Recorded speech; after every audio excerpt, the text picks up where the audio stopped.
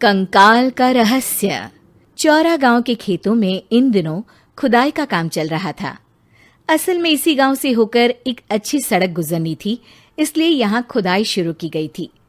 अचानक एक दिन खुदाई करने वाली मशीन से कुछ टकराता है।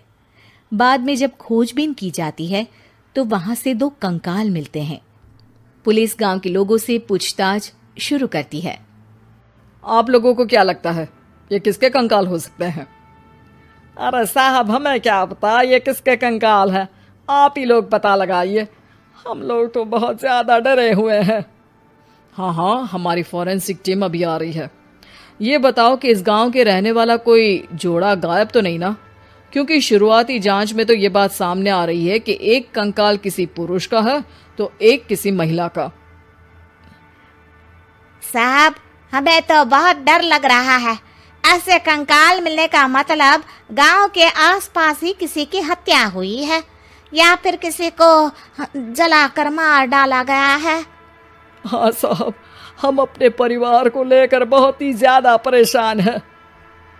देखिए, आप लोगों की परेशानी हम समझ सकते हैं, लेकिन आप लोगों को पुलिस का सहयोग करना होगा, क्योंकि आपके सहयोग के बगैर हम ये पता नहीं लगा सकते हैं कि आखिर ये किसके कंकाल है और इनकी हत्या किसने की।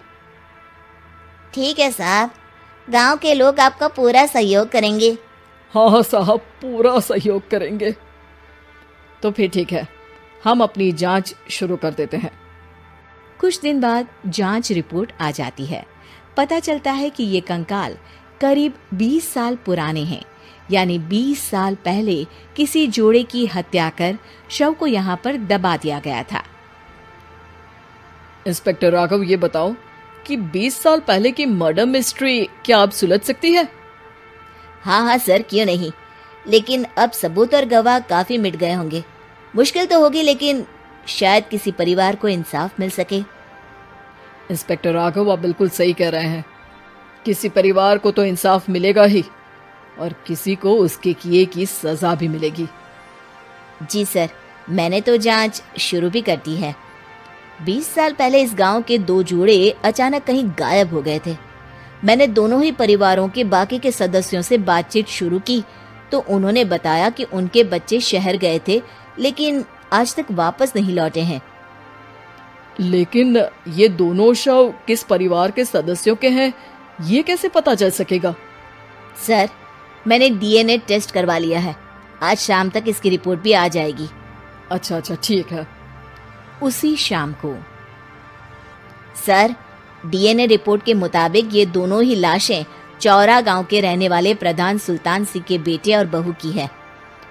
लेकिन इनकी हत्याएं किसने की है, ये कैसे पता लगेगा? इसी का तो पता लगाने की कोशिश में जुटा हूँ सर। आज सुल्तान सिंह से मिलने भी जा रहा हूँ। मेरा बेटा और बहू तो मेरे लिए सिर्फ यादों में ही रह गए थे। हमें उनकी लाशें तक नहीं मिल सकी थी। आज 20 साल बाद उनके कंकाल मिले हैं। मैं अब किसके लिए जीऊं?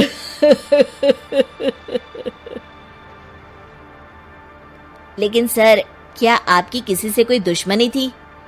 अपने बेटे बहू की हत्या के लिए आप किसे जिम्मेदार मान रहे हैं? अब मैं किसका नाम बोलूं? मेरी तो किसी से दुश्मनी नहीं थी, बस मेरे बेटे बहू को कोई वापस ला पाता।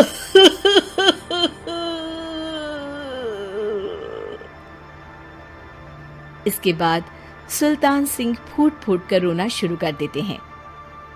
सर, अब आप इनका अंतिम संस्कार करवा सकते हैं। कम से कम इनका शरीर ना सही, इनका कंकाल तो आपको मिला है। लेकिन हाँ, अगर आपको कुछ भी याद आए तो जरूर बताइएगा।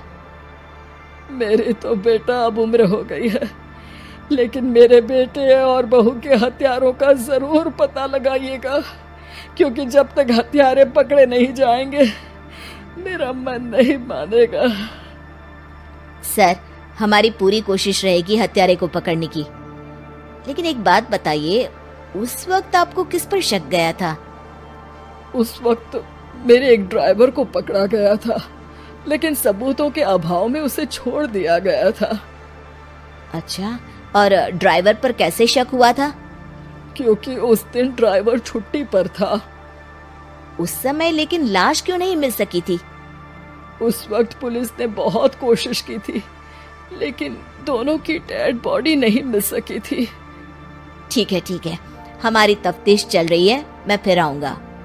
इसके बाद इंस्पेक्टर वहां से चला जाता है और सुल्तान सिंह अपने बेटे और बहू की याद में खो जाते हैं। कुछ दिन बाद सुल्तान सर, एक बात बताइए, जब आपके बेटे बहू की हत्या हुई थी, उसी के आसपास आपके ही गांव का रहने वाला एक और जोड़ा उसी वक्त गायब हो गया था ना? हाँ सर, अलका और अभिषेक, वो भी मेरे बच्चों जैसे ही थे। तो फिर वो कहाँ है? उनका भी आज तक पता नहीं चल सका, लेकिन बताते हैं कि कुछ साल पहले अभिषेक को गांव के ही किसी आदमी ने मुंबई में देखा था, लेकिन फिर वो गायब हो गया। यानी अभिषेक और अलका की हत्या नहीं हुई थी, बल्कि उन्होंने किसी वजह से खुद ही गांव छोड़ दिया था। हाँ, हो सकता है, क्योंकि अभिषेक मेरे बेटे संतोष का अच्छा दोस्त था और उसका मेरे घर भी आना जाना लगा रहता था। हो सकता है कि उसने मेरे बेटे और बहू के बारे में सुन लिया हो और ये गांव छोड़ दिया हो सकता है। उनके परिवार का कोई अब नहीं रहता क्या इस गांव में? अब तो कोई नहीं रहता। एक चाचा थे, लेकिन उन्होंने भी अपना पुश्तैनी मकान बेच दिया है। वो भी अब कहीं शहर में ही बस गए हैं। ओह, अभिषेक और अलका के बारे में भी पता लगाना होगा। हो सकता है कि वही इस हत्या के बारे में कुछ बता सके। हो तो सकता है, लेकिन वो बेचारे तो खुद ही वक्त के मारे थे, वो क्या बताएंगे। फिर भी सर, जब केस दोबारा खुला है तो जांच तो करनी ही पड़ेगी, और इस बार तो लाशें भी बरामद हुई है। कुछ दिन तक लगातार तफ्तीश चलती रही। एक दिन थाने से सुल्तान सिंह को फोन आता है। हाँ, कौन बोल रहा है? सर, मैं कांस्टेबल तुलाराम बोल रहा हूँ थाने से। आपको थाने आना पड़ेगा। थाने? लेकिन क्यों? सर, किसी की पहचान करवानी है।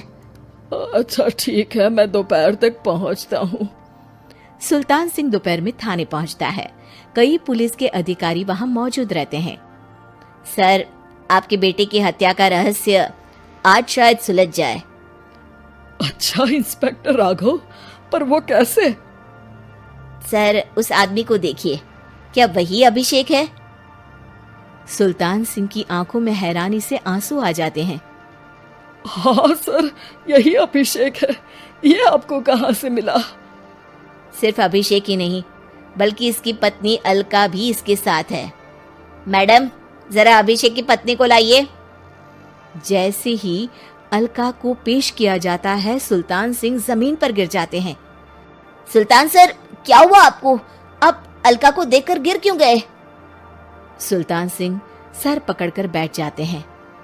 ये अलका नहीं, बल्कि ये तो मेरी बहू रितु है। पूरा थाना एक दूसरे का मुंह देखने लगता है। क्या? इसके बाद हर किसी को दो कंकाल और हत्या का रहस्य समझ में आ गया। अभिषेक और रितु ने मिलकर संतोष और अलका की हत्या की थी और लाश को जमीन के नीचे दबा दिया था। आज 20 साल बाद इस हत्या का रहस्य खुल सका था कि अवैध प्रेम संबंध में दो मासूमों की जान गई थी।